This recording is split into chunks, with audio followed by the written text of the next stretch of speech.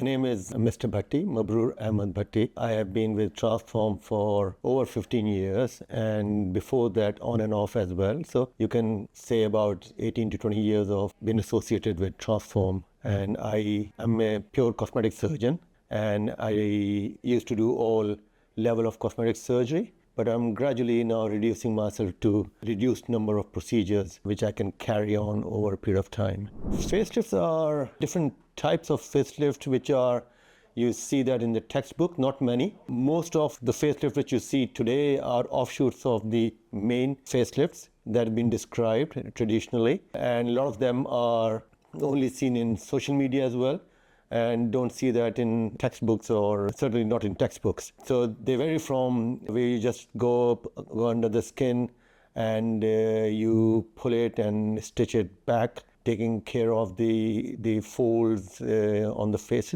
Then you go from skin only to deeper facelift, where you take the tissue-like SMAS, which is another layer under the skin, which protects the glands, and muscles are attached to that as well. And so surgeons take advantage of that layer to pull it, so that with that muscles get pulled as well, which you don't get that in skin only type of facelift. And then people have gone further down, some of them into further deep into the bony level and all. Then complications start to increase as well. So it is safer in some hands, but in general, it's considered more difficult and associated with more complications. The most common being skin only, and where you involve the SMAS. Again, in SMAS, you can only placate SMAS, which will give you good result as well. Some prefer to go under SMAS, like myself. I like to go under SMAS to the level which is safe, which can give me the result. I stop there. So some follow the procedure, to exactly the way it's been described. Others follow as they feel comfortable with, where they get the result. So that's what I do. So then offshoots are, you can do face only, you can do face and neck together, or you can only do neck lift as well. In the neck, you also pull platysma. Platysma, you can go from the side, from this area, or you can go from the front and go from the front area and deal with it, depending upon the type of neck that one has got. In that, you can add liposuction as well to the jowly area, into the under the chin area, various combinations that one can get into it. And so it all depends on the type of patient, the age of the patient, the quality of skin, the background, the health conditions. And so the experienced person will be able to see that, will give you the formula, what is right for you, and then advise you about it. But things have changed recently because of social media, and patients now come and tell you what they want, which is not always we are able to do it. But we do try to accommodate what the patient expectations are. There is no ideal age for it. It all depends upon what the condition is and what you want to improve. So you have to, normally speaking, they start to come by age 45 plus onwards. Most of them, and I think the preferred age is in the 50s, when you still got enough collagen and you got enough elastic fibers. And so you can take advantage of it, because it wraps nicely if you got normal or a good amount of collagen and elastic fibers. But I've done procedures in mid-40s to mid-70s as well. All depends upon the quality of skin, the condition of the patient, and the outlook of the patient. So there's no particular time frame with that. But I personally feel in mid-50s is a good time to have facelift if one wants to have it. Facelift can be done under local. It can be done under GA. And if you've done enough, then both can be done taking the same duration of time. They've got the advantage and they've got disadvantage. The advantage in local is that you don't have to have GA and GA-related complications. So it can be good for people who have got some medical conditions where GA may not be suitable. Also suitable for people who don't want to go under GA. They feel panicky. Some people want to be in control all the time, and they would like to be awake for that procedure. The extent of the procedure does not change. It's actually the same procedure. I can talk for myself. My deeper plane facelifts and my smaller procedure facelift, they all are same way, except that patient is awake. I give a tiny amount of sedation with it, so that it takes away a bit of anxiety element from it. And but I do take them through that. I mean, in a way, I decide or help them to decide what they want. I do tell them how local is done, and they will see a bright light, you may see mask face, you may occasionally see instruments and all that thing. And they need to be still, reasonably still, but not can move a bit. And so if they don't like, and looking at them, I feel that they don't like the description, and so I then tell them, don't have local, have GA. But everything is fine.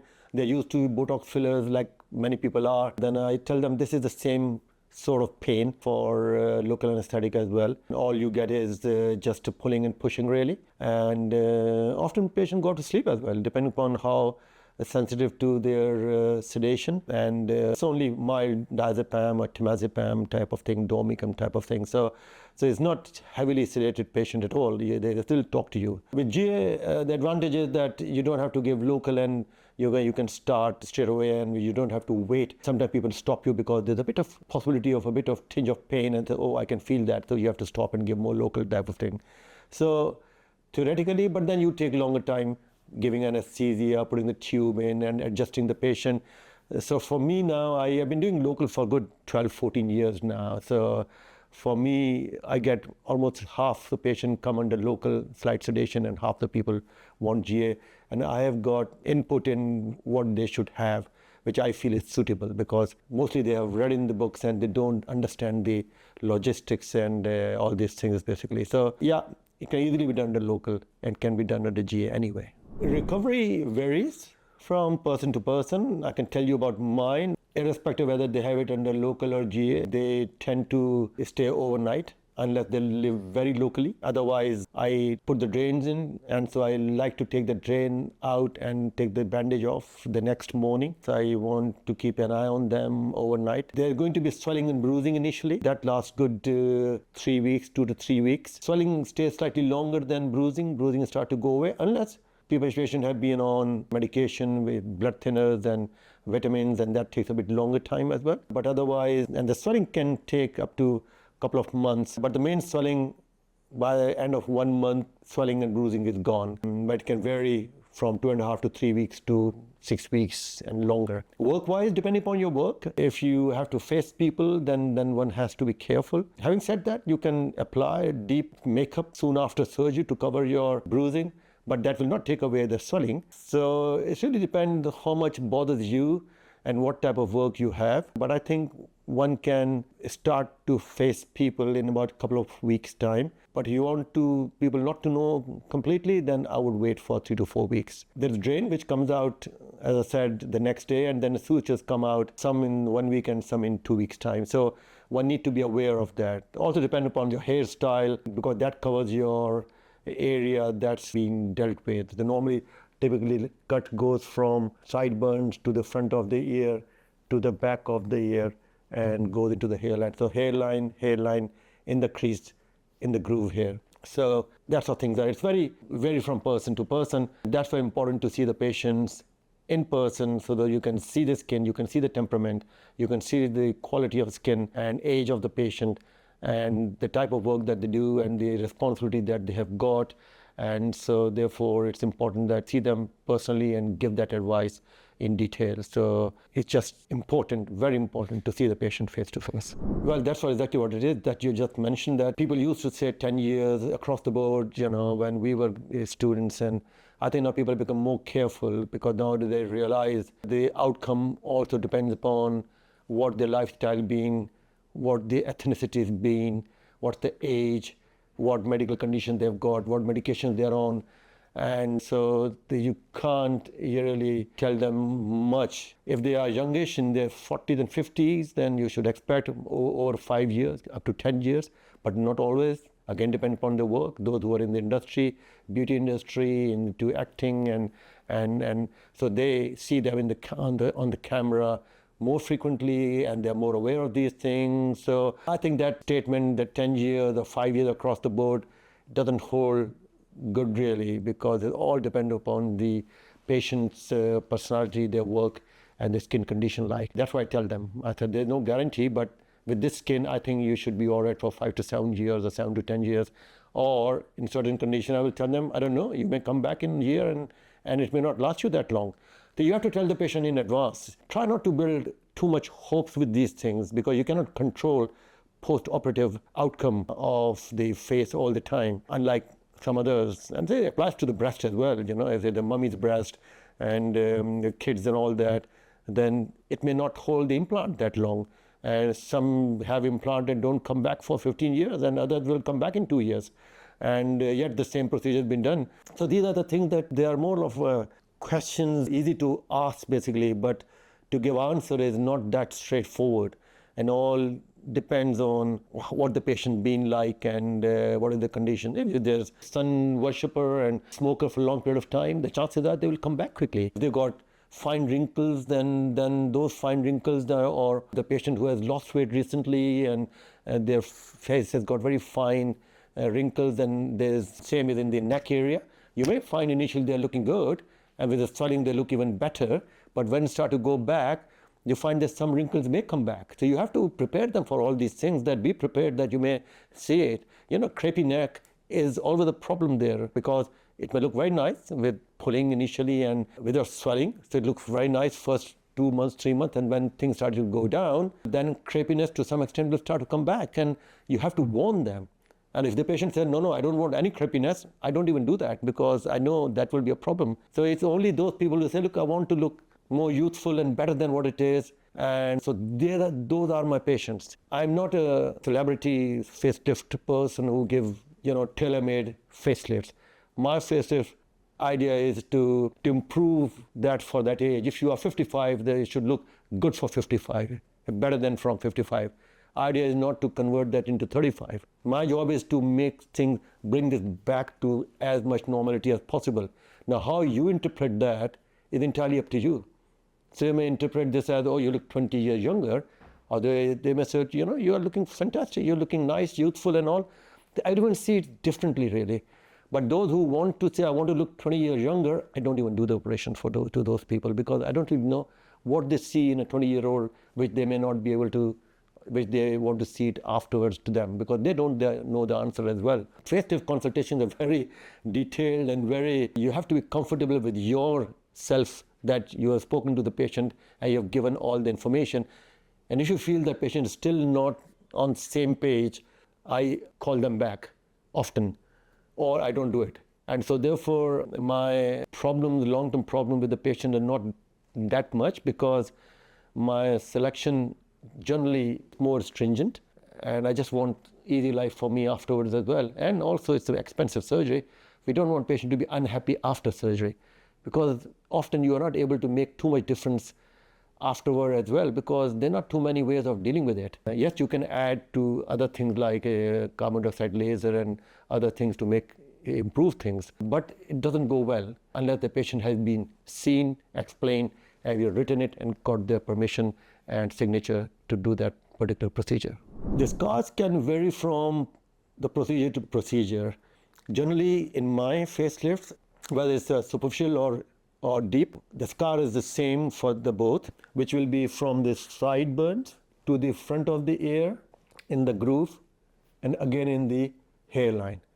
So you go into the face from the front scar and go into the neck from the back scar. Now, depending upon if it is only face done, you don't want to do neck, the scar will be shorter. It can be as short as going to the midway up to the tragus here. But if you want jaw to be improved, then sometimes it goes to the back so they can pull the jaw back. And when the neck needs to be done, then of course you take it right down there and then pull the neck. I have not done it and stopped doing where you have done very small incision and trying to do neck and face off. They do that, people do that, and that's all preference basically. But what I've noticed is that if you change the vector at this stage, and when you start to go older later on, things start to drop, then those vectors change afterward as well. So that's why you must have seen old Hollywood faces sometimes a bit distorted as well, because the neck has been pulled from the face incision and pulled up like that. So when they start to drop, they get skewed as well.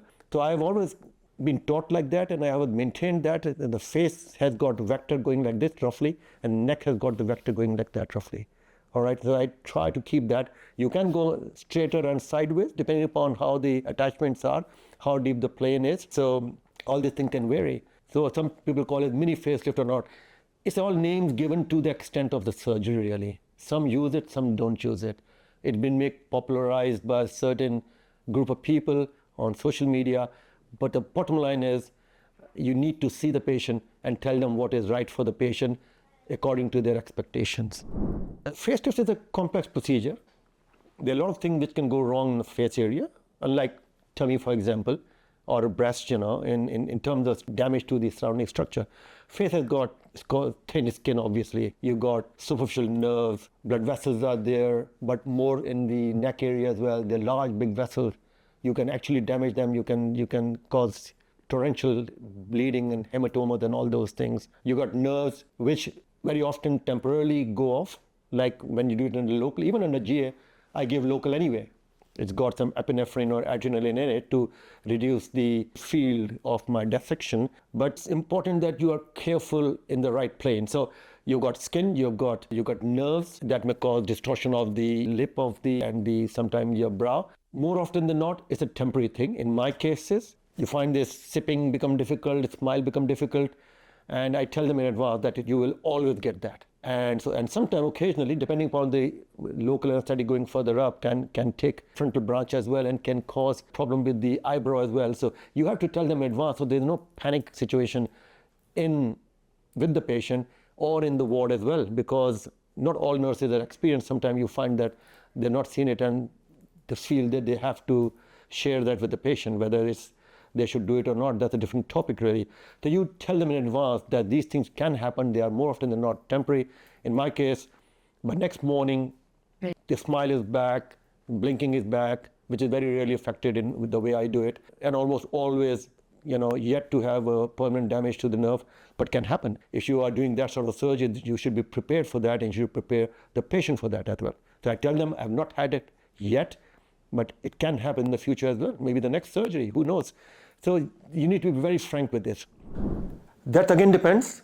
The way I do it, I go for naturality. That's the way, therefore, some people don't come to me because I don't want to give them tailor-made faces and big cheeks and whatever. My face is to give them back their, what they were before, and they should look natural. What I tell them is that my motto is that if you can see my surgery, I've failed already. That's how I see my surgery. That if you can tell you've had a facelift done, that means I've failed in my work. So it should be done in such a way that people say, what, you're looking nice. What's been done? And if they can't make out, that's my success. You can have multiple procedures on the face area. Now, it again depends on what you do it, what you like to do it. I normally do face and neck together if it's required and patient wants it. I do add upper lower blepharoplasty of in some nature, and maybe brow lift that needs doing. What I don't do is the fat grafting at the same time, especially if you are aiming particular area. Again, you can say anything about it. I don't like to give fat grafting in a later age because I feel that fat stays there. And if you are giving like a malar fat and malar area projection and all, then they ultimately come down as well because the skin is not catered for that. Yes, theoretically, for a short period of time, skin quality improves, but that fat doesn't go away and then becomes too heavy for that area and then start to come down. And then a few times I had to go back and do liposuction on some other patient, not my patient, because that's now again gone down because it was a 65-year-old skin. In the next 3 years' time, that skin became almost 70-year-old. And now it's not holding that fat there. It's come down a bit. But this is my own perspective about it. A lot of people, you only talk, they will say, I don't know what he's talking about. This is what I've seen. This is how I feel. So therefore, I don't get involved with this. I try to keep it simple. I tell them, get the tissues back to normality where they come from. If this has gone down there and making a fold there, let's put it back there and let's get the neck back there and then see you. If it is younger patient, yes, you can do fat grafting. If you are later age, then I tell them to have filler instead of fat graft because filler will dissolve and then you can give more filler in a more appropriate place as the thing will change every year where it needs filler.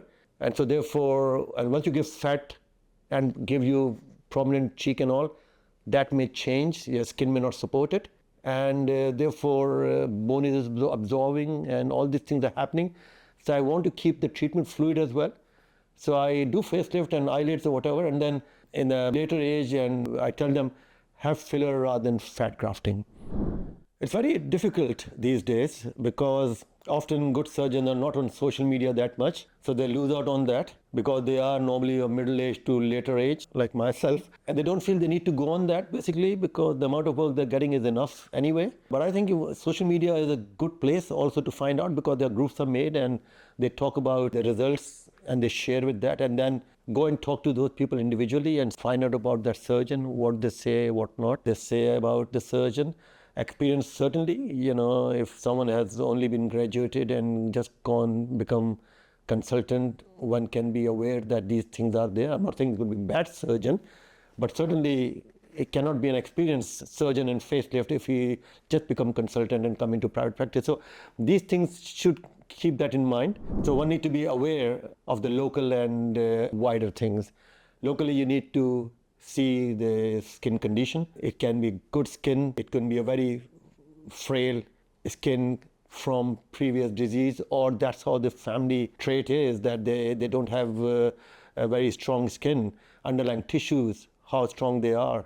Often when you move that, if you can move it nicely and easily, the chances are that will be able to move that nicely and easily on the table as well. If it's not moving too much and tissues are dense and all, that maybe that I normally avoid such people because you may not be able to find that the movement to be too. That may also be because patient's still very young and the tissues are still very tight, and so don't have to do those patients. But if they are too loose, everything is hanging and all, you remove a lot of things, but the chances are they may go down again quickly as well because that's how the skin is. So be careful and be wary of that and tell them that I cannot give you any guarantee on longevity of the result basically. So you have to come very straight with them.